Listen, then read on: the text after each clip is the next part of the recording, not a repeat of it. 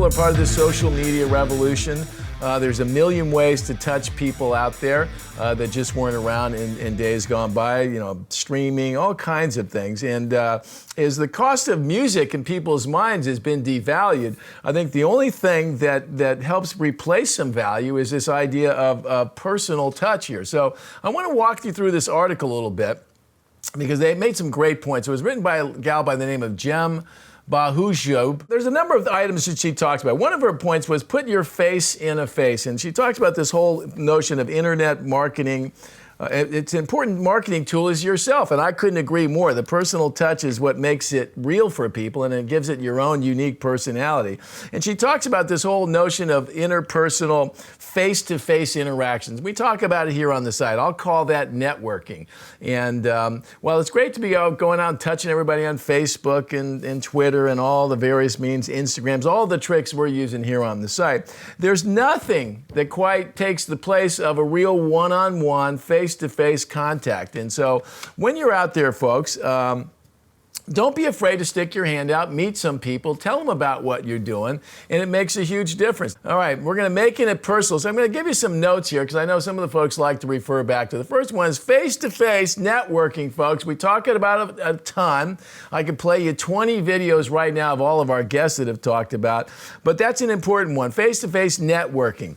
Second one they talk about in the article, come back to me, Dee, is this whole idea of school of word of mouth, right? And in the old days, that's what you had to do. You actually told your friend who would tell your other friend and tell another friend. And it was much slower back there because they had to make the one-to-one connection there. But today you can amp that up a lot with social media and the likes, you know, but it can still be part of your repertoire. When you got gigs coming up, as they mentioned here, you know, it's okay to go out and promote what you're doing. If you're in a band and you're a musician, don't be shy about it. Be proud about it. Tell your friends, tell your families, hey, I got a gig. I'd love to have you come down. I'd love you to spend a little money at the bar so they invite me back and pay me, you know. You know, some folks, you know, worry about promoting themselves and thinking that somehow they're whoring out or they're selling out. I read a comment this weekend or some gal was wondering about selling out. Crazy stuff, folks. This is what you do for a living. If you had a restaurant, you wouldn't go through all this shit about whether you're selling out or not. You'd be out there selling your services. You'd be trying to get people to come to your place. So word of mouth, asking your fans to spread the word. We're doing it here with our Jamplify campaign. Important stuff. Make it personal, though. Make it, you know, make it feel like that you're in it, and people will respond a little bit better. Make sure people know you care is another one I think that's important here. And that comes down to personal presentation, how you present yourself, how you present your band. If you take the attitude or give off the impression you don't give a shit, people will pick up on that. They won't care at all. Let me go back to this story because there's a great bit in here that they did. There's a guy here back there, his name is Crystallis Bacon, and she talks about this whole notion of personal presentation and about how what you see on stage, what you see on his website, is consistent with what you see when you see him live. So if you're out there, you know, trying to, you know, create an image for yourself, when you're out in the public where you're going to be out doing business, as it were, make sure it stays consistent, you know. Now, if you're Marilyn Manson, you know, that's a tough one because you got to be working it all the time. But, you know, I think you get the point. Personal presentation is part of that whole vibe here. Let me see if I can give you another little tip here. Thank you is the best and cheapest bonus you can give. She didn't write that. That's on my playbook here, folks. You know, it's funny. People do things for money. They do things because they have to. I've found over my career that the best thing you can do for somebody is take note of a job well done.